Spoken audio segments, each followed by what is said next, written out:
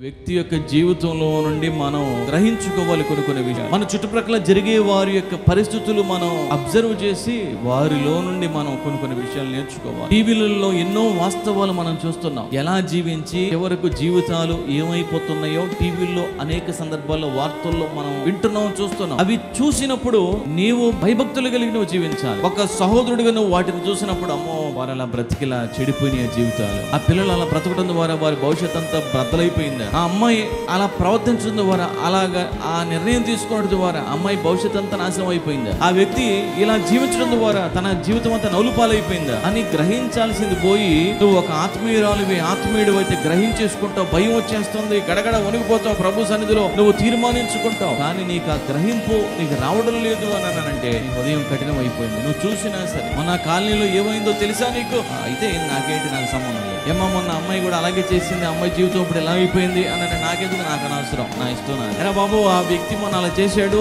Same నీలాగే ఇలాగే చేశాడు, ఇలా అయిపోయాడు, నాకెందుకు, నాకు సంబంధం లేదు, నా ఇష్టం. పిల్లలు ఈ రోజు నా ఇష్టం వచ్చినట్లు నేను ప్రవర్తిస్తాను, నా ఇష్టం వచ్చినట్లు నేను జీవిస్తాను, నా ఇష్టం వచ్చినట్లు నేను బ్రతుకుతా అనేటటువంటి పరిస్థితి చివరికి ఎక్కడికి నడిపిస్తుందో తెలుసా? ఒకని ఎదుట సరైనదిగా కనపడు త్రోవ కలగదు, మార్గము కలదు, అయితే అది తుదకు ఎక్కడికి నడిపిస్తుందంట. కాబట్టి ప్రియులారా, యెరోబోము చేసినటువంటి ఆ పాపాన్ని విసర్జించలేకపోయినాడు. మనం విసర్జించేసుకోవాలి, భయభక్తులు కలిగి జీవించాలి. అమ్మో నేను ఆ విధంగా ఉండరాదు, నేను ఈ విధంగా ప్రవర్తించరాదు అని మనం జాగ్రత్త పడిపోతే మనకు మేలు కలుగుతుంది. అప్పుడు వరకున్న శాపమంతా పోతుంది. నీ ముందు కాలం వరకు ఉన్నటువంటి శాపమంతా నీవు దేవుని నమ్ముకున్నప్పుడు, నీవు దేవుని త్రోవలు నడిచినప్పుడు ఆ శాపం నీ మీదకి రాదు. నీ జీవితం అంతా ఆశీర్వాదకరంగా మారిపోతుంది. అవును, నీవు మారుమనసు పొందినప్పుడు, నీవు పశ్చాత్తాపడినప్పుడు, నీవు పాపాలని ప్రభు సన్నిధిలో ఒప్పుకున్నప్పుడు, అప్పటి వరకు నీ ముందున్నటువంటి నీ కాలంలో లేక అప్పటి వరకు నీకు ఉన్నటువంటి నీ బ్రతుకు చెబుతమైనటువంటి బ్రతుకుగా, నష్టపోయినటువంటి బ్రతుకుగా ఉన్నా సరే నీవు ఒక తీర్మానం కలిగినటువంటి జీవితం జీవించినప్పుడు అవన్నీ కూడా అక్కడితో ఆగిపోయి నీకేమొస్తాయో తెలుసా? నీకు ఆశీర్వాదాలు వస్తాయి. హల్లెలూయా.